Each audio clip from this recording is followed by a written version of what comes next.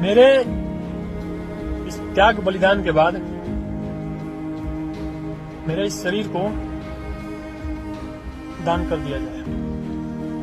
इस पर सबसे प्राथमिकता हमारी देश की सेना, हमारे आन बान शान ये भारतीय सेना, इंडियन आर्मी को दान कर दिया जाए। दूसरे स्थान पर प्रशासन को, तीसरे स्थान पर पब्लिक को, उसमें भी जो गरीब लोग हैं, असहाय हैं, मजबूर हैं। बिहार के लाल भरत भूषण तिवारी का वो आखिरी वीडियो जो आज सबकी आंखें नम कर रहा है, हर दिल को झकझोर रहा है, जिसे उन्होंने अपनी मौत से ठीक पहले रिकॉर्ड किया था। वीडियो में एक ऐसा शख्स नजर आता है जो बेहद शांत, गंभीर और अडिग है, जिसके चेहरे पर आने वाली मौत का कोई खौफ नहीं, बल्कि देश और समाज के लिए कुछ कर गुजरने का जज्बा साफ नजर आता है। उन्होंने राजनीतिज्ञों के खोखले वादों को नकारते हुए एक ऐसी मिसाल पेश की जिसने सबको भावुक कर दिया।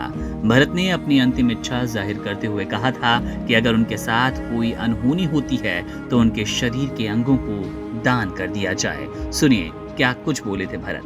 आज मैं आप सभी लोगों से अपनी अंतिम इच्छा प्रकट करने आया हूं। मैं ये कार्य, मेरी जो ये अंतिम इच्छा है, मैं बहुत दिनों से ये करना चाहता था। मैं आगे भी करता, लेकिन लगता है कि मुझे ये कार्य अब कर देना चाहिए, बता देना चाहिए लोगों को। मेरे इस त्याग बलिदान के बाद मेरे इस शरीर को दान कर दिया जाए। इस पर सबसे प्राथमिकता हमारी देश की सेना, हमारे आन बान शान ये भारतीय सेना, इंडियन आर्मी को दान कर दिया जाए।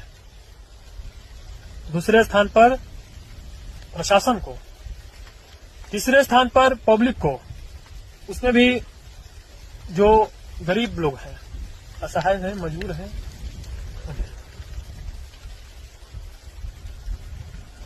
ये मेरी यही सिर्फ अंतिम इच्छा मेरी यही है। और मैंने जो अपने समाज से वादा किया है वो तो अब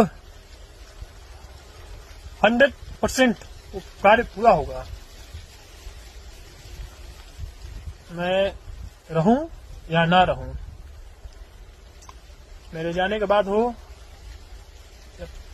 पहले हो या ना हो, लेकिन मेरे जाने के बाद तो 100% है कि होगा, उससे ज्यादा ही होगा।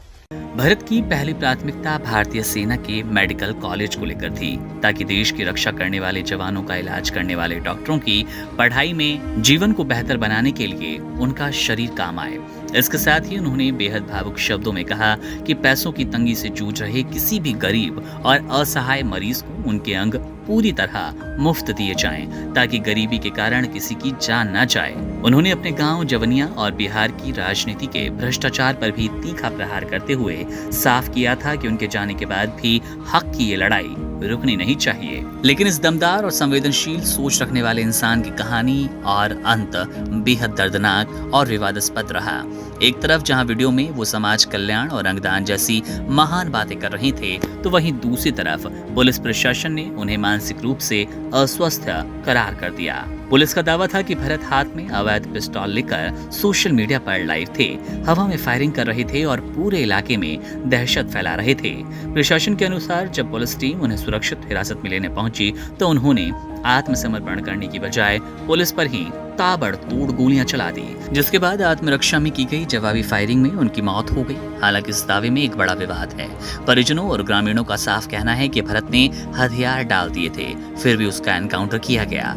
लापरवाही के आरोप में थाना प्रभारी समेत कुछ पुलिसकर्मियों को सस्पेंड भी किया गया।